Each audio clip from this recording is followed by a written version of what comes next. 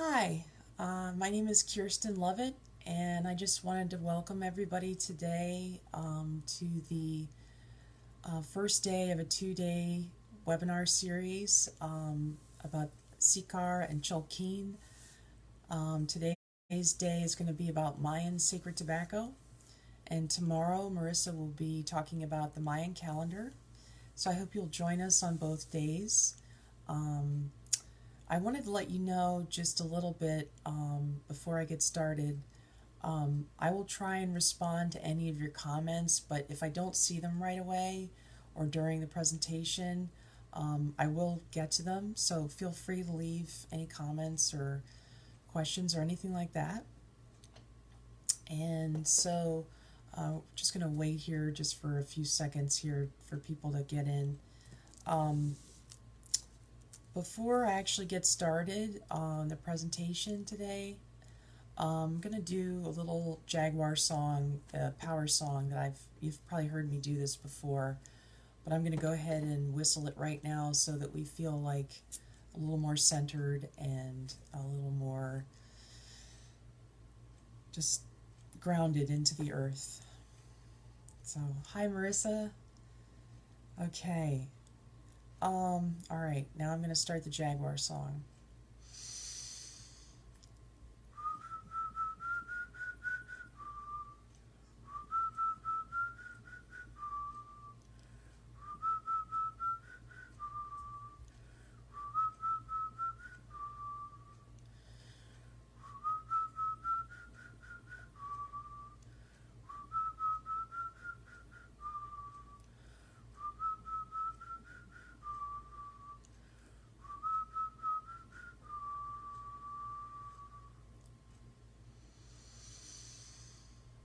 Okay, so I had to center myself a little bit more, and I hope that helped you all as well. I'll probably have to take a little bit of water throughout the presentation here, so just bear with me.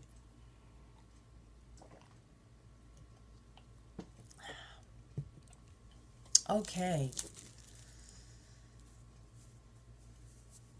so I wanted to tell you just a little bit before I get into the actual presentation. These are just some introductory thoughts. Um, First off, shamanism is all about relationships. The relationships might not look like the ones humans have with other humans, but nevertheless, they are still relationships. For example, when I seek out information about how the Mayans might have viewed sacred tobacco, I am looking for how they related or venerated tobacco during their time. I am hoping that by learning how they viewed their relationships with tobacco, that I can also learn as well and then pass on that learning to you all as well. And I just want to tell you a little bit about why did I want to share this Mesoamerican different parts of their traditions with you today. Why is this important?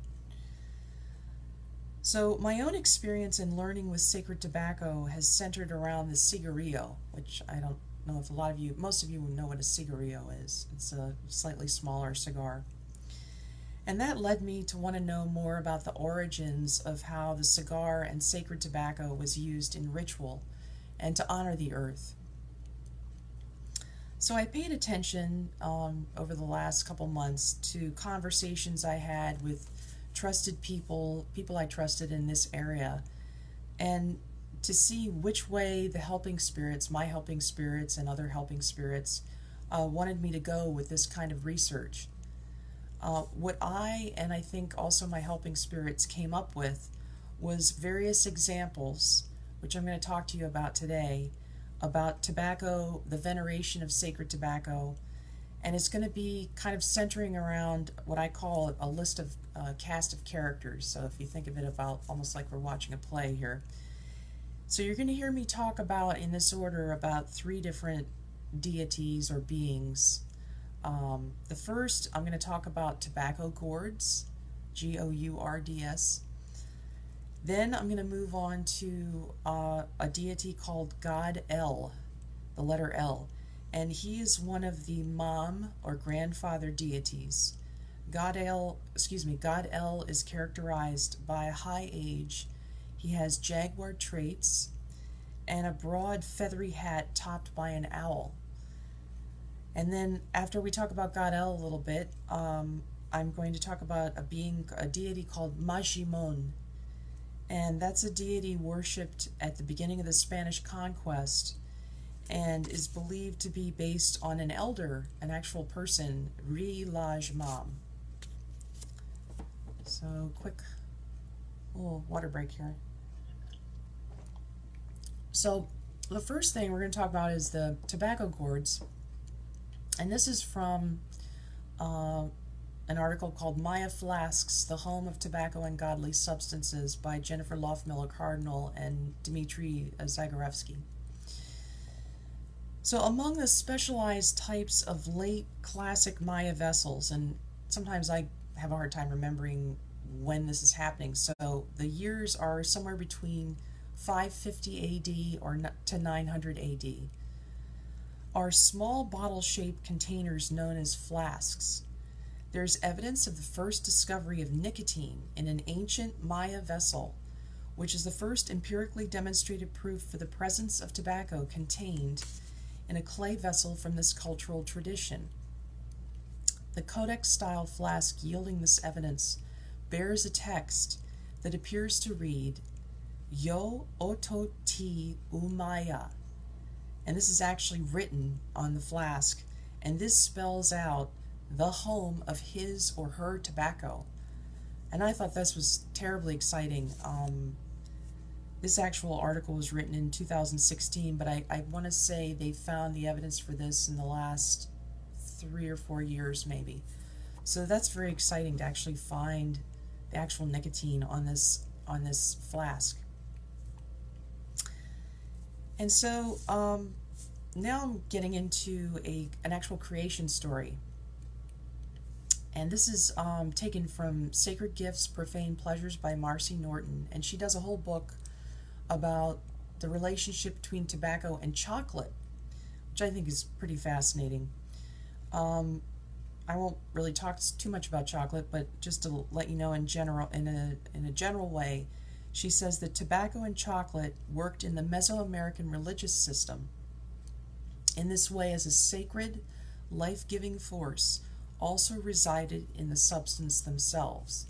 So if you're interested in her book, I think that's a very interesting, it shows a very interesting importance of relationship of those two substances in Mesoamerican, Central American, pre-Hispanic cultures.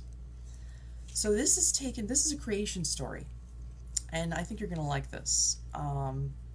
It's taken from Marcy Norton's book, but I think she got it from someone named Gregorio Garcia, and it dates back to 1607, so it's probably even older than that, of course.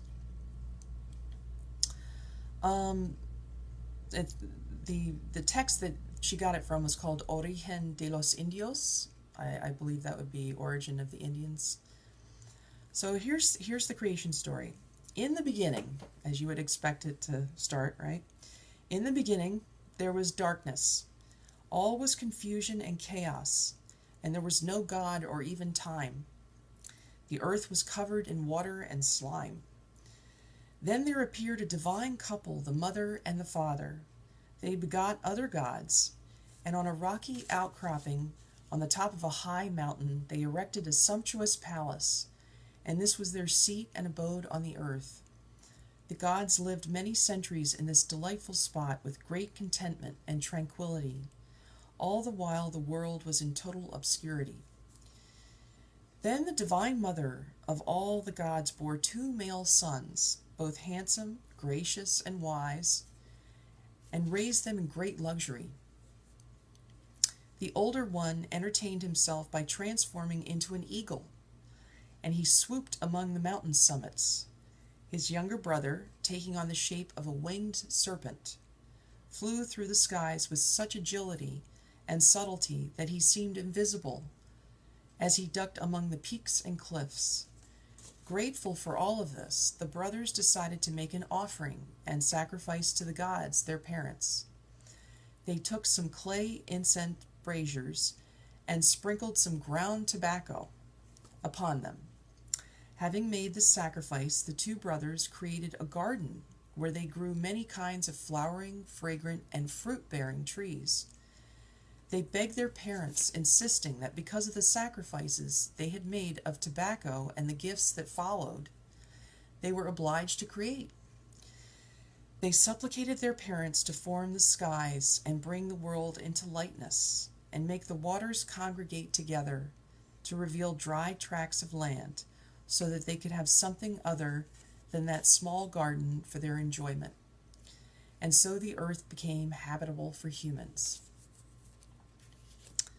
So in this story, tobacco is the only suitable gift or sacrifice that the quasi-mortal children could make to their divine parents. This was because in the tobacco itself inhered divine properties, and Marcy Norton mentions this in her book. Tobacco itself had the power to require the parents to instigate further acts of creation. And as a side note, she also says that a Dominican friar, of course that would have been around the time of this particular story being recorded in 1607, a Dominican friar in Quilapa added that Indians considered tobacco the first offering that was in the world.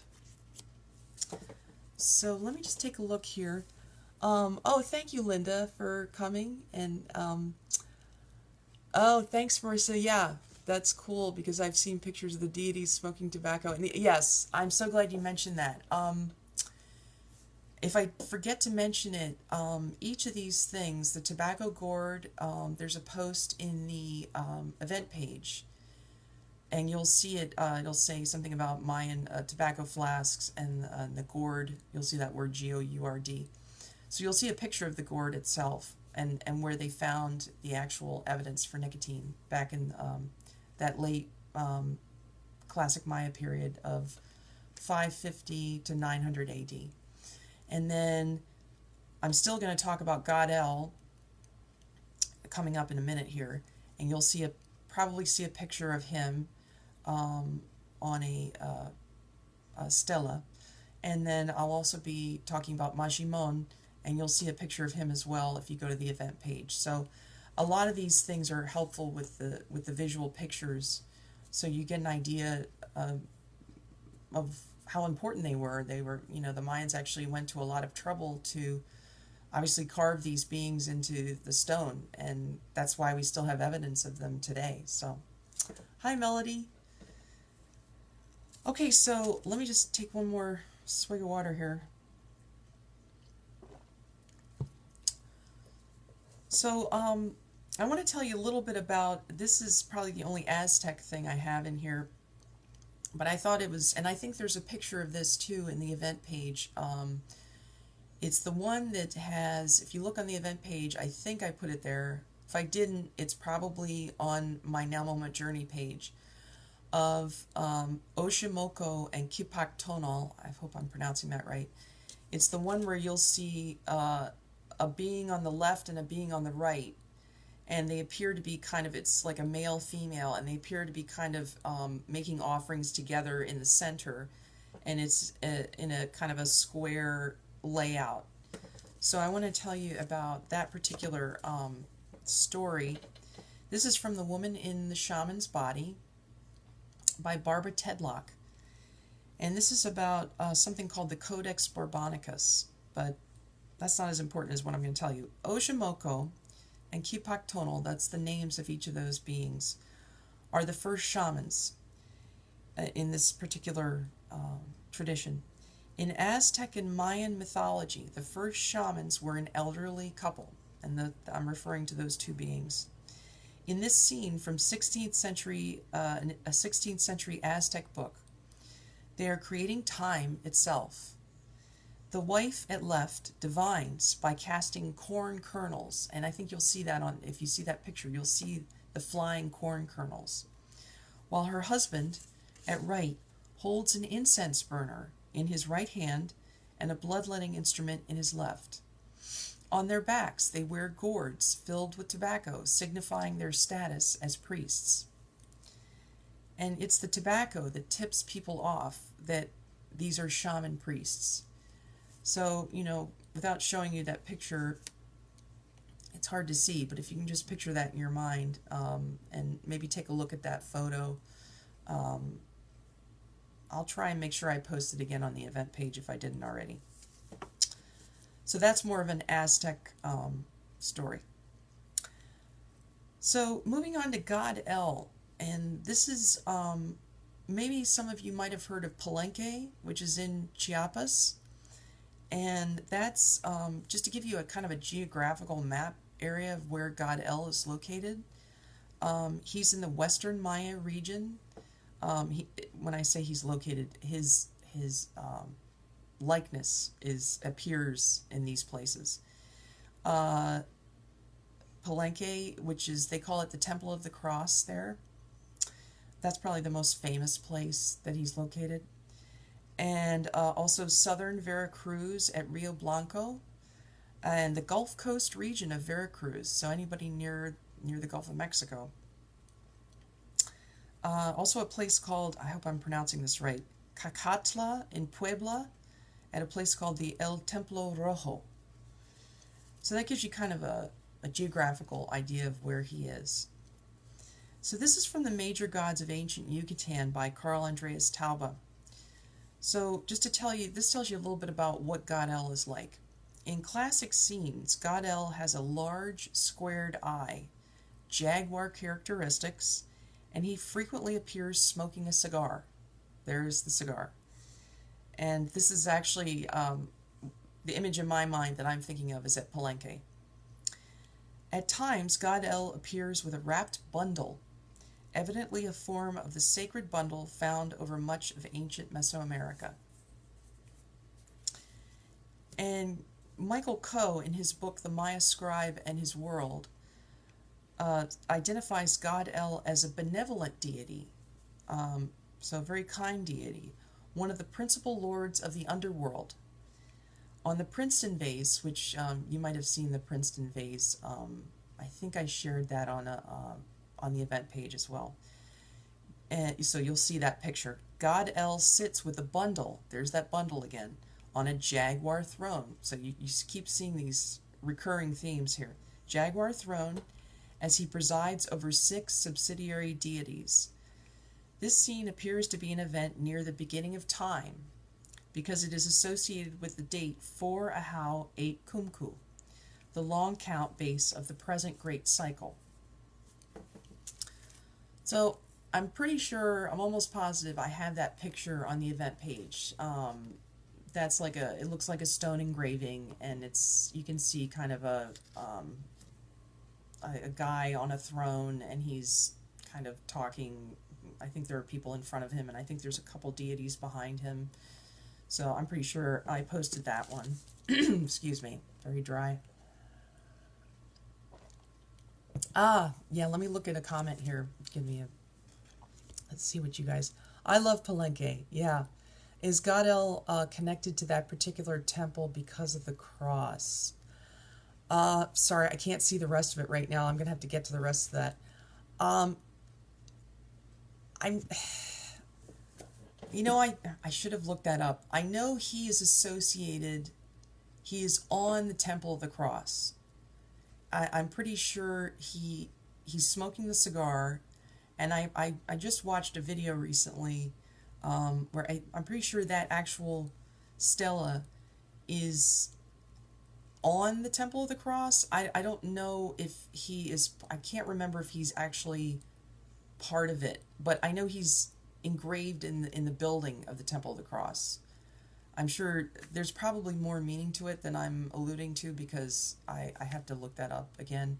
But yes, he's definitely, he's on the actual temple. Like, he's on there, because that's where they found the image. And I think the image I'm thinking of is the one where the one eye is kind of scary looking, but it's kind of a bug eye. And because I read about it, that I was wondering, I'm like, why is his eye so kind of bulgy?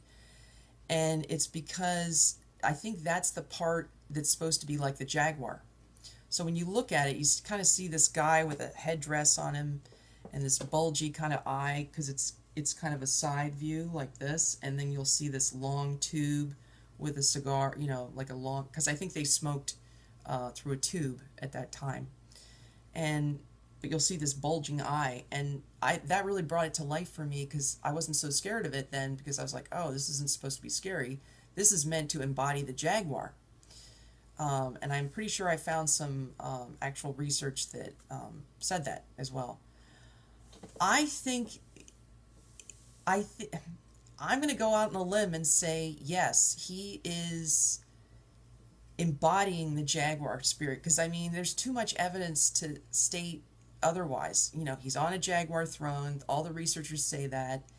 I'm pretty sure I saw research that said that that bulging eye is supposed to be kind of him embodying this jaguar spirit. It's pretty hard to refute that, So yeah, I'm just going to say yes. Yes, he is part jaguar, or at least he's deeply connected with that being, with the Sikar and that whole shamanic embodiment, and perhaps, dare I say, trance. So thank you for that great question. So now we're going to fast forward into more contemporary times. This is about, and I think more people might know about this particular being, Majimon, which I did share an article on the event page about that because it's more contemporary. So these are new facts about the old god Majimon from Nahuala by Lars Frusorga. So I want to tell you a little bit about him. San Simon, or Majimon, features among the most prominent contemporary Maya deities. He is worshipped in an area stretching from Guatemala to the U.S., where the cult has only recently been established by indigenous immigrants. Majimon is believed to be a fusion of ancient Maya deities, Catholic saints, and other historical figures. In prayers, for example, he is referred to in many names. Some of them are Saint Simon, Judas Iscariot, or Pedro de Alvarado. But there are also relations to the pre-colonial deities of trade and tobacco. And I thought I'd bring this up because, to relate to God El, one of the things I didn't mention is a lot of the research says that God El was associated with trade.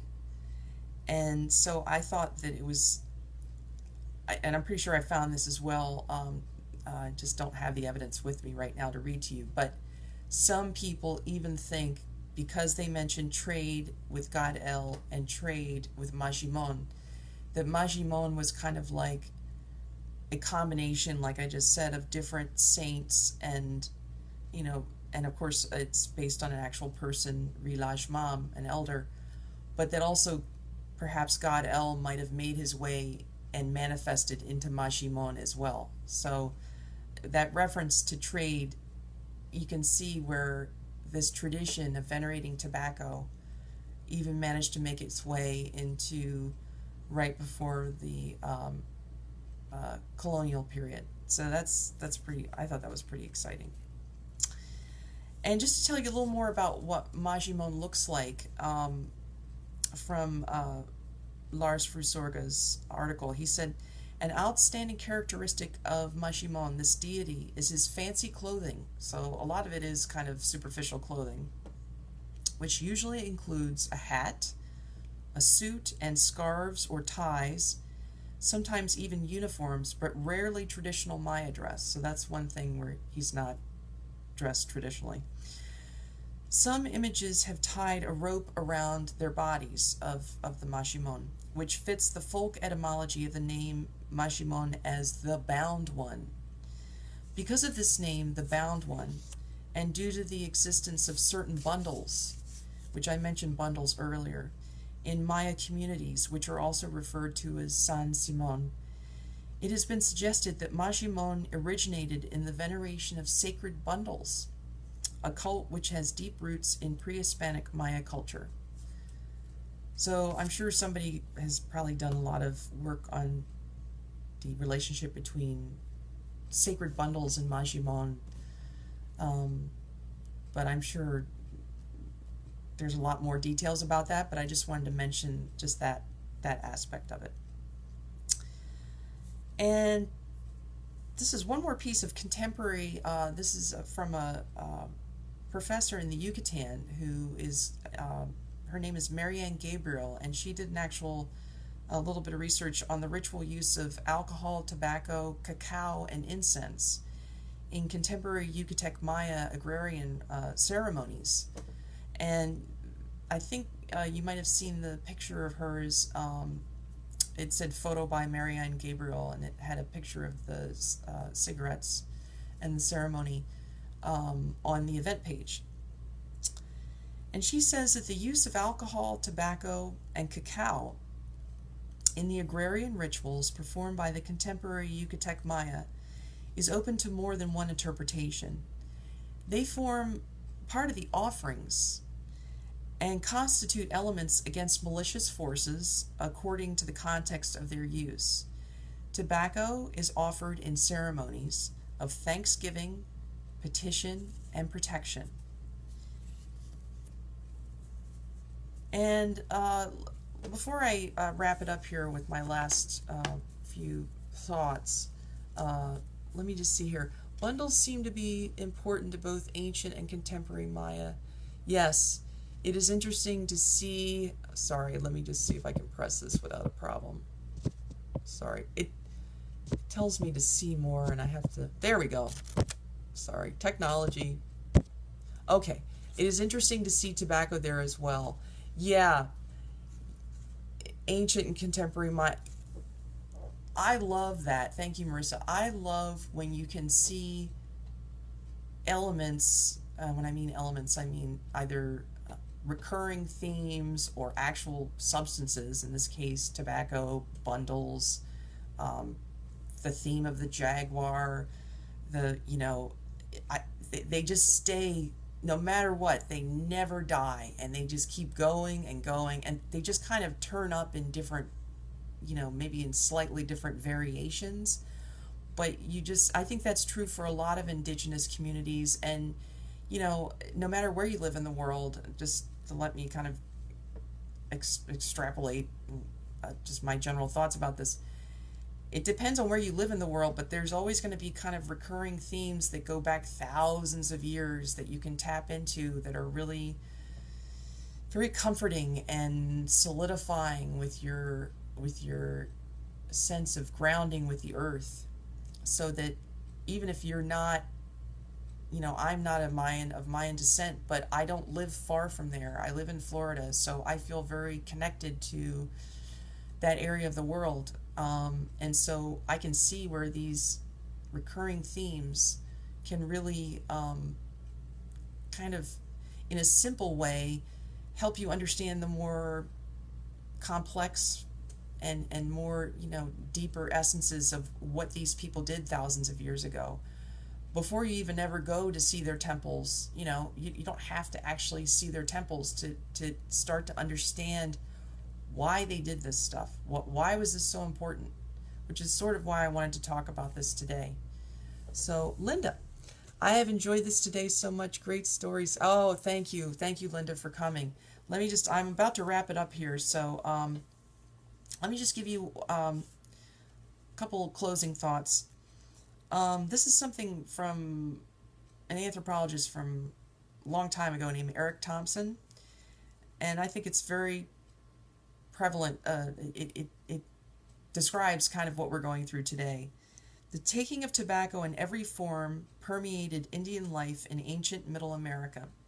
The attitude of noble, priest, and commoner was imbued at times with something approaching mysticism, as when tobacco was personified, like with God El or Majimon, or even deified, or when it was accepted as an ally, fighting beside man to protect and overcome fatigue or pain, or to ward off so many of the ills of human flesh. There is deep beauty there which we in our materialistic world are unable to share or even to perceive. Now, I think I think we are able to share it and perceive it, but, he wrote this, I think, in 1940 or 50, so maybe we can perceive it better than they did, back in the 40s. So, just to end in a closing about the commodification of tobacco and how it relates to how we view tobacco. When we enslave other people, at the very least, we prevent freedom of expression of one's true nature. But the same could be thought about tobacco, whose true essence has been enslaved through colonialism and commercialization. And in order to get past this toxic stigma of commercialized tobacco, which you won't hear me talking about very much, but what I hope you have enjoyed is a look at how the Maya and the Aztecs, a little bit, venerated sacred tobacco. And I would like to leave you with this thought that when we treat tobacco with respect and listen to its messages and feel its healing powers, as a powerful plant ally and a powerful plant maestro, it becomes a healer. So thank you. Linda, interesting that the Native Americans also feel tobacco as sacred and healing. Yes, and I'm not sure when I'm going to get to the Northern Native Americans. They have a whole nother tradition. But no matter, one thing that everybody can agree on in the research is North, Central, South America, all the way up and down, all the way from Alaska down through North America, down through Central America, all the way into South America. Tobacco has been venerated throughout all indigenous peoples. So, I just happen to hone in on the Maya today, but obviously we know about Northern Native Americans having obviously a very long tradition with it, and we know about South Americans having a very long tradition with it as well. So I hope you all enjoyed it, and thank you for coming, and thanks for your comments and your questions. I really loved them, and I hope you will come tomorrow. Marissa's sacred Mayan calendar is going to be really fun. I'm really looking forward to it, and you heard me mention a little bit about creation of time in reference to tobacco offerings. So I tried to kind of weave in a little bit of that. But I hope you all have a wonderful day, and thank you for joining us.